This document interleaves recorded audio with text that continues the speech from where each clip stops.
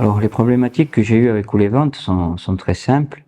Quand je suis arrivé à la mairie en 2014, Oulevent avait attaqué notre PLU au tribunal administratif de Bastia.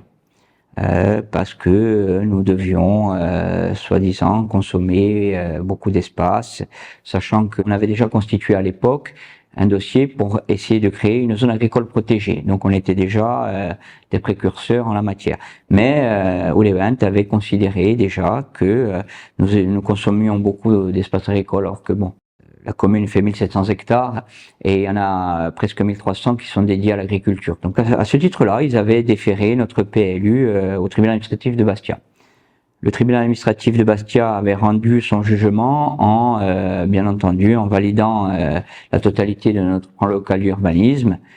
À l'issue et au bout des 2 mois et quelques, parce que quand un tribunal rend un tel jugement, il y a un délai pour pouvoir faire appel. Le dernier jour, le dernier après-midi, ou les 20, nous défaire à nouveau devant le tribunal, mais cette fois de Marseille. Et nous gagnons à nouveau à Marseille. Donc là, je commence à me dire, bon, c'est bon. Là, toujours pareil, on attend le délai plancher de 2 mois, ou de 2 mois moins quelque chose, et hop, à ce moment-là, on nous amène devant le Conseil d'État. Le dossier, le montage, à chaque fois, c'est une somme importante qui est demandée aux contribuables de Vescovat. Donc après, à un moment donné, là, je me dis, là, ils exagèrent. Là, ils exagèrent. Parce que ça devient de l'intégrisme carrément. Hein, je veux dire, on n'est plus dans l'histoire des garde-fous, pas des garde-fous. On attaque pour attaquer, quoi. Je veux dire, c'est jusqu'au boutiste. Donc après, à un moment donné, là, ça ne peut plus marcher. C'est pas parce qu'on fait un PLU que on est, je dirais, pour la bétonisation à outrance. C'est pas parce qu'on fait un PLU qu'on est pour, je dirais, enlever des terres agricoles, bien au-delà. Même où les ventes dépassent les limites, surtout sur des communes comme la nôtre. Vescovat, pas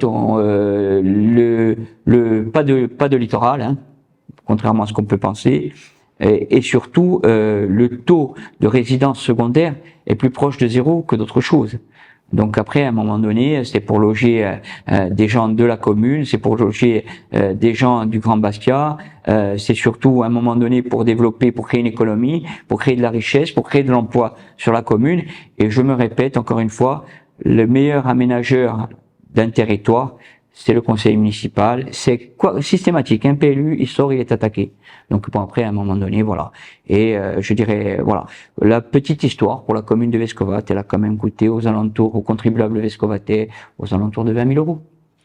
Quand un juge à Bastia, il vous dit non, mais il n'y a aucun souci, c'est carré, il n'y a pas une virgule qui dépasse, et vous attaquez quand même. Je veux dire, c'est qu'à un moment donné, vous avez des dogmes et vous allez au bout de votre dogme. Donc ces gens-là, à un moment donné, il y a des qualificatifs justement pour dire, voilà. Sur ma commune, ils ont été au-delà du raisonnable. Voilà, c'est très clair.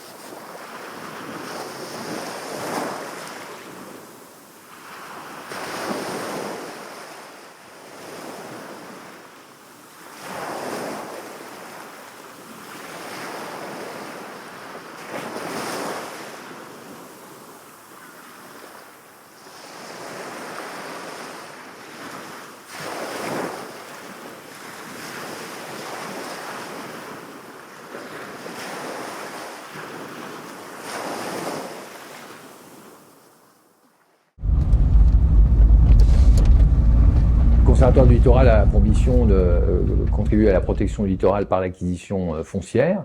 Donc il acquiert des terrains et ces terrains, il les réhabilite, les met en valeur, les ouvre au public. C'est une mission qu'il conduit depuis 1975. Le conservatoire ne gère pas lui-même les terrains dont il est propriétaire. Il en confie la gestion principalement et prioritairement à des collectivités locales, des communes, des intercommunalités, ou voire par exemple en Corse, la collectivité de Corse. Ça peut être aussi des parcs nationaux ou des ONG.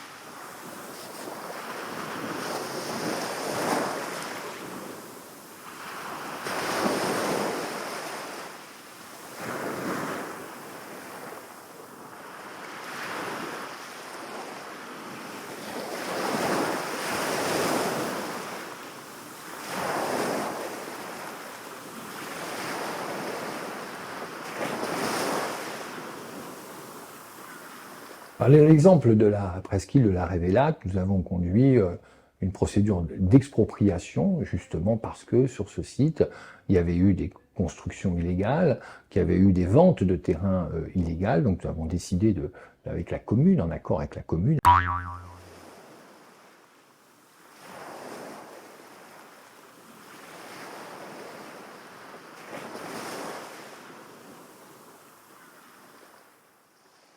de passer à une méthode un peu plus ferme et plus lourde qu'est l'expropriation.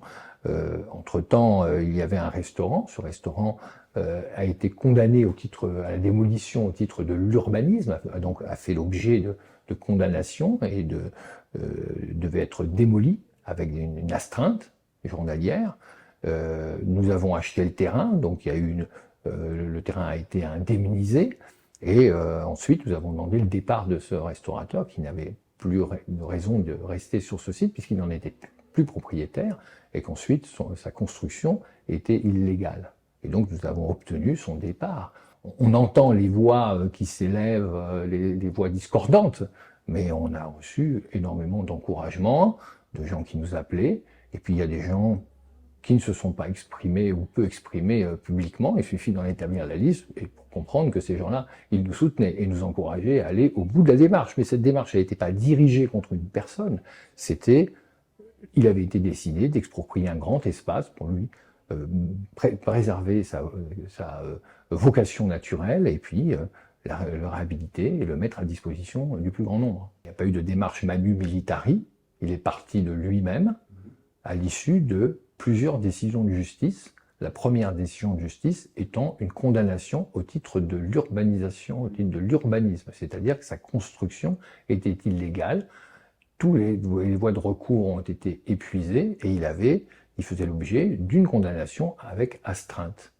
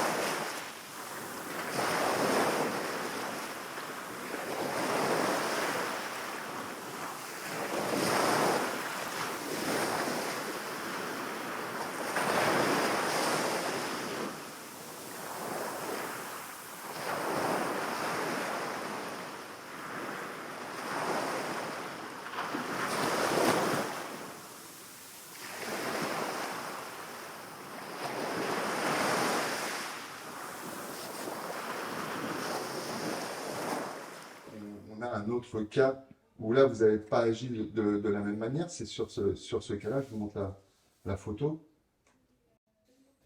Oui, oui, oui. C'est un cabanon avec un ponton qui est sur Bonifacio. C'est un espace protégé. Pourquoi vous n'avez pas pu agir ou pas voulu agir sur ce cas-là? Nous avons quelques cas d'occupation non commerciale de gens qui étaient là bien avant l'acquisition par le conservatoire et où nous maintenons pour un temps ces activités, enfin cette présence, parce que nous on se situe dans le temps long. On se situe dans le temps long, on n'est pas, le conservatoire c'est pas un cow-boy qui arrive en disant bon maintenant on va mettre de l'ordre. On est dans le temps long, hein. Là, il n'y a pas eu de décision de justice au titre de l'urbanisme, etc. Donc c'est une tolérance pour un certain temps. Voilà. Au titre de l'urbanisme, il occupe une petite construction qui était là depuis très longtemps, et donc aujourd'hui c'est une tolérance. C'est un petit cabanon de quelqu'un qui passe là une partie de son temps l'été, voilà. Donc nous en avons quelques-uns comme ça, sur des espaces qui étaient là bien avant le conservatoire, et bon, qui disparaîtront à un moment donné.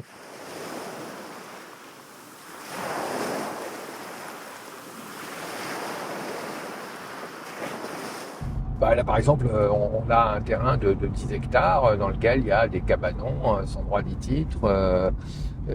Voilà, par exemple. Hein, donc, il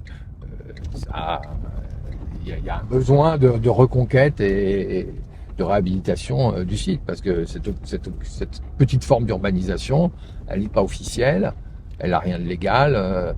Et ça peut être une source de risque, hein, de risque d'incendie, etc. Et puis il faut prendre garde à ce que ça ne se développe pas beaucoup plus. Donc là, nous, on est en train d'acquérir ces terrains et on va les réhabiliter, faire partir ces occupations et puis renaturer l'espace et l'ouvrir au public.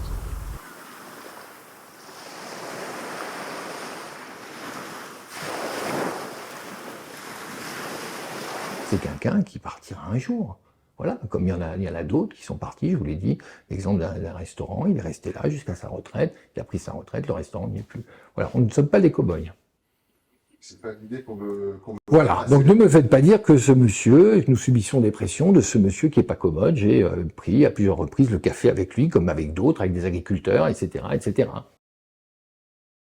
Je ne sais même pas quel est son passé à ce monsieur. Je ne sais même pas quel est son passé, hein. Je ne sais pas ce qu'il a fait, s'il a eu des condamnations ou quoi que ce soit, ça je ne sais pas. Oui, non mais, non franchement.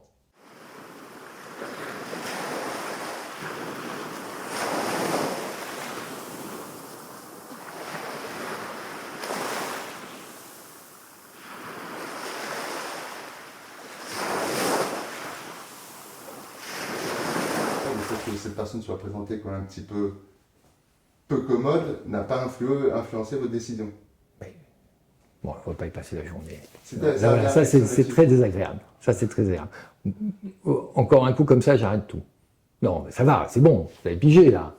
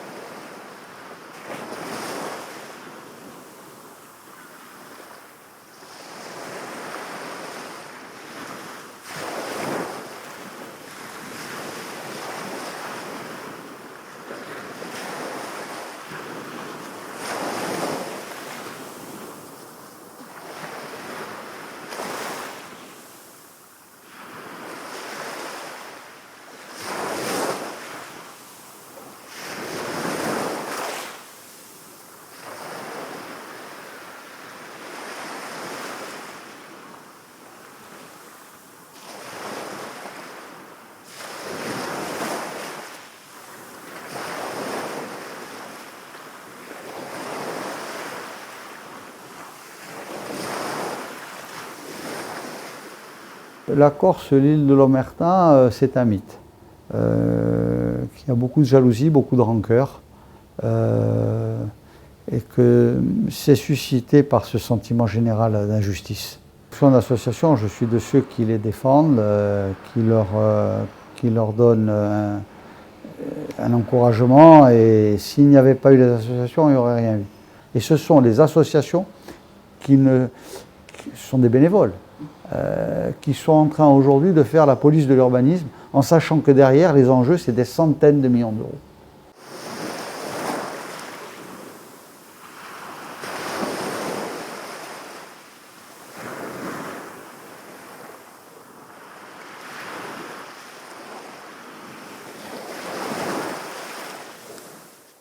Moi, je suis de ceux qui, lorsqu'on était sur une action révolutionnaire permanente, s'est toujours battu pour que le FLNC arrête l'impôt révolutionnaire. J'étais de ceux qui considéraient que soit quelqu'un en Corse est un brave homme et il peut rester, soit c'est un connard et il doit partir. Et aujourd'hui, on en est à avoir des formes de pression qui soient internes. Je ne conçois pas une logique d'anarchie, je considère un état de droit. Donc si quelqu'un a un comportement qui est contraire à l'intérêt collectif, on doit avoir des sanctions adaptées, on doit avoir des règles. Aujourd'hui, il y a un flou.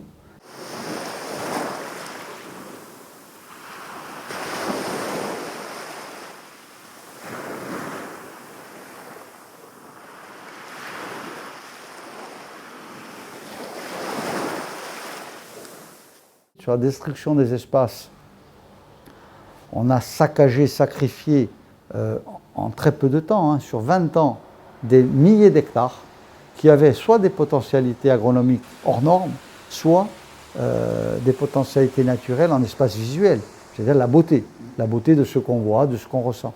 C'est pour ça que l'environnement, je crois que beaucoup le prennent comme un alibi politique, mais dans le comportement au quotidien, il y en a peu qui vont de la parole aux actes. Et malheureusement, le vrai clivage qu'on aura en Corse, dans les mois et dans les petites années à venir, ça va être qui est honnête et qui est malhonnête.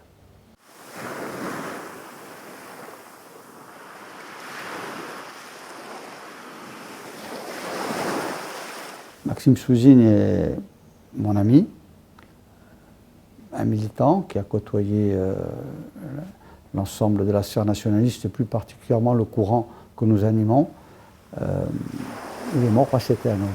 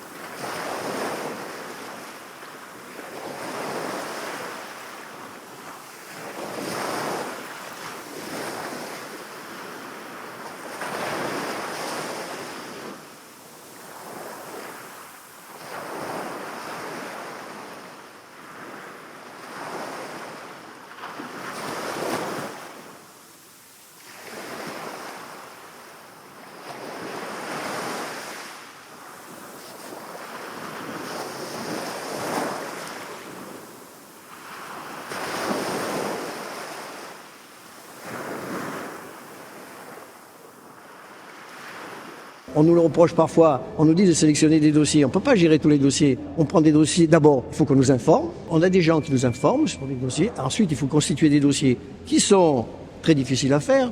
C'est pour ça que si de la performance de la rédaction des dossiers, la constitution des dossiers dépend si vous voulez, leur réussite en justice. Voilà. Il faut savoir que il faut d'abord repérer les permis de construire, d'accord? Vous avez 2 mois. Parfois, ils sont mal installés, parfois, ils sont pas... Voilà. Une fois que c'est passé, à ce moment-là, qu'est-ce qui se passe? Il faut attaquer le permis. Le permis ne peut plus être attaqué, donc il faut que ce soit l'État qui le fasse. Ce qui s'est passé aujourd'hui, c'est pas le Levante qui a attaqué aujourd'hui, je ne sais pas si vous avez remarqué. Hein? Nous, on est en partie civile derrière, donc il faut qu'on persuade l'État et qu'on lui donne des billes aussi pour attaquer. Et qu'on le bouge. L'intérêt de notre association, c'est de forcer l'État à un certain moment à intervenir. Chose qu'il ne ferait pas, il n'a peut-être pas les moyens, systématiquement. Voilà le fond, si vous voulez, le déroulé de l'histoire.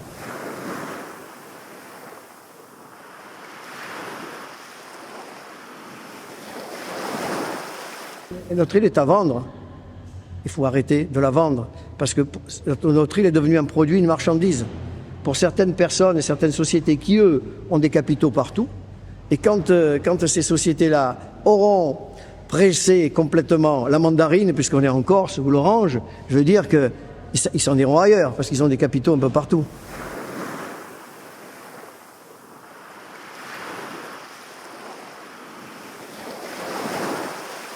Pour réaliser ce type de projet, on met toujours en avant l'emploi. L'emploi, ça y est, c'est le sésame pour dire, ça peut être le sésame de l'illégalité. C'est ça qui est quand même incroyable, quoi, hein. Donc après les emplois, bon, c'est quand même des structures qui fonctionnent toute l'année, mais surtout en été. Donc là, il y a des emplois corses, c'est mieux, c'est tant mieux. Et je veux dire qu'à partir du moment où on essaye de monter un projet, on regarde la légalité du projet. Autrement, on s'expose à des attaques au niveau du tribunal, on s'expose à des tas de réactions. Personnellement, en tant que militant du Levante, je me bats pour une cause, je me bats pas contre des gens.